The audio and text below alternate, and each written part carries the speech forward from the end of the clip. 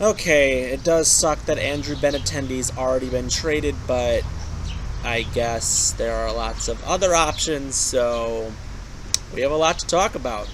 Right about now, the Funk Soul Brother. Check it out now, the Funk Soul Brother. Right about now, the Funk Soul Brother. Check it out now, the Funk Soul Brother. Right about now, the Funk Soul Brother. Check it out now, the Funk Soul Brother. Right about now, the Funk Soul Brother. Right about now, about now, about now, about now.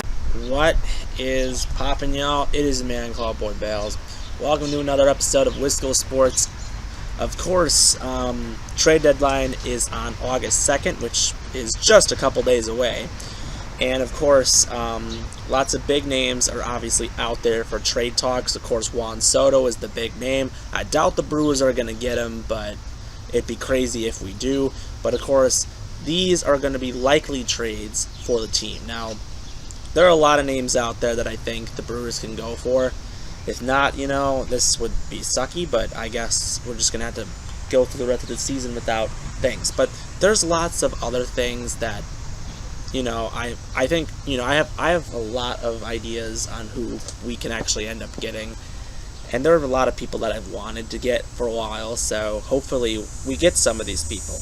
But before I begin, obviously, listing those names, I like to say subscribe below, comment with your thoughts, do whatever, and share this page because that would mean a lot to me. So obviously the Brewers this season, they're still leading against the Cardinals. They're off today, I think. They play the Red Sox this weekend, I think. But this team, they've suffered a lot in the first half of the season. Lots of struggles, an 8-game losing streak, 9 out of 10 was during that area. And they're still right there, but they have so many pieces that they need to get a run. I mean, the month of June was just rough. The month of July was even rougher. Hader started struggling, and they lost a lot of games because of that. But I'm hopefully believing that there is a lot of goodness that comes out of this team later down the run. But honestly, there are some names that really need to be taken seriously. So, of course, without further ado, here I go. So, with Andrew Benintendi being traded, obviously we need to look at some other players that can really fit the role as great hitters. So, first off, there's Josh Bell. We know... Now you're sitting there wondering, why would we go for a first baseman when, well, we already have Rowdy Tellez? Well, the thing is, the Brewers do have specific issues on offense. Rowdy Tellez, I think, is only batting like .230 right now, and he was batting great before, but he can struggle at the plate occasionally. And the thing about Josh Bell is he's not struggling at the plate. Now, Rowdy has hit a lot more home runs than he has. Rowdy has like 20 home runs. Josh Bell, I think, only has 12. So that's different. So I'm not necessarily sure on what is going to be needed for that. So regardless, he'd be a great weapon. And honestly, you get a guy that can actually play the DH position. Him and Rowdy can definitely switch off at these positions, switch off at first base, and we have a two-man power wrecking crew at first base.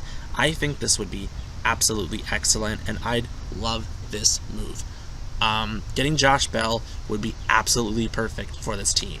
Right now, I think he's favored to even go out of us, but of course, who knows what will happen, and the thing is, even though McCutcheon's been hitting a lot better, he has struggled at the designated hitter position. I feel like they might put him in the outfield more. We'll see what they do, but honestly, obviously there's lots to be mistaken. So next up, let's go get another person from Kansas City if Andrew Benintendi's taken. Michael A. Taylor is another guy that I think could definitely be a great thing. Now, center field has been an abject disaster for the Brewers this year. Lorenzo Cain was cut by the team. Tyrone Taylor has been put at that position even though that's not his prime position, and right now we've been giving Jonathan Davis a lot of starts because unfortunately we don't really have anybody at that position that can do anything. Kane was so good at tracking down the fly balls.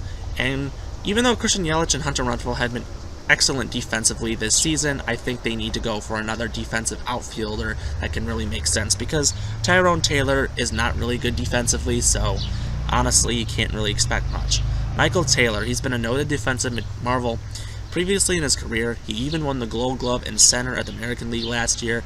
He's putting a surprising amount of production as well. He's hitting, I think, 270 in his 170 plate appearances. The Royals are probably going to trade a lot of people coming up soon. So, of course, Benintendi's gone, and Michael A. Taylor is another guy that they probably will end up trading. I think this would be a gamble, but it would be a definitely great move.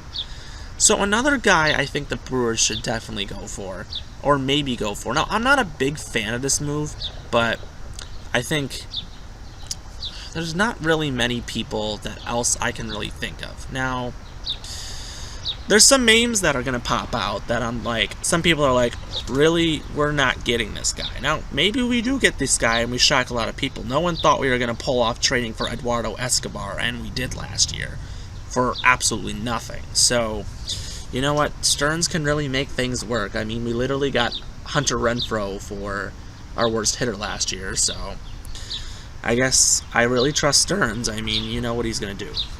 One name, some of the names that are coming on the list are Ramon Laureano of the Oakland A's. He's having a fantastic season, very underrated season for the Oakland Athletics. He's hitting like 280, and you know, Oakland is really on the rebuilding mode, so he would be a great addition. We needed some inside positions, and I think he would be definitely a great fit anywhere you want.